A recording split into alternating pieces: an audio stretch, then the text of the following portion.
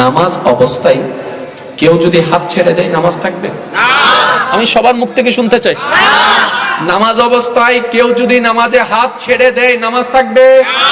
নামাজ অবস্থায় কেউ যদি হাত খুলে ফেলে নামাজ থাকবে? সবাই একমত আছেন তো? জোরে বলেন না, সবাই একমত আছেন তো? এক মিনিট বাদে কিন্তু কেউ পাল্টাই যাবেন না। সামিআল্লাহু লিমান হামিদা, রব্বানা লাকাল হামদ।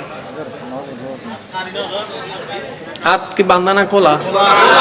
এবার নামাজি ভাইয়ের কাছে আমি একটু শ্রদ্ধার সাথে, একদম শ্রদ্ধার সাথে প্রশ্ন রাখতে চাই। ভাইয়া, আপনি না একটু আগে বললেন হাত করলে নামাজ থাকে না, তো সামিআল্লাহ হইকুলি ফেলি ওদের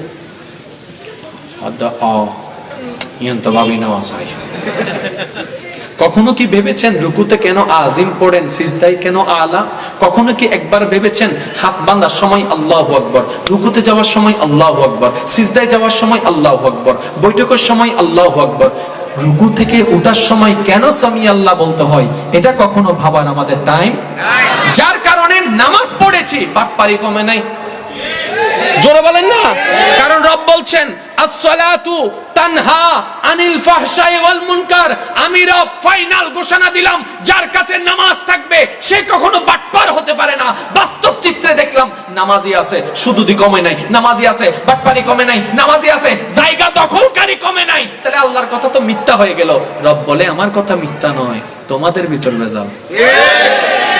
আপনি কি চান 10 জনের মতো হতে? আপনাকে তো পাল্টাতে হবে না।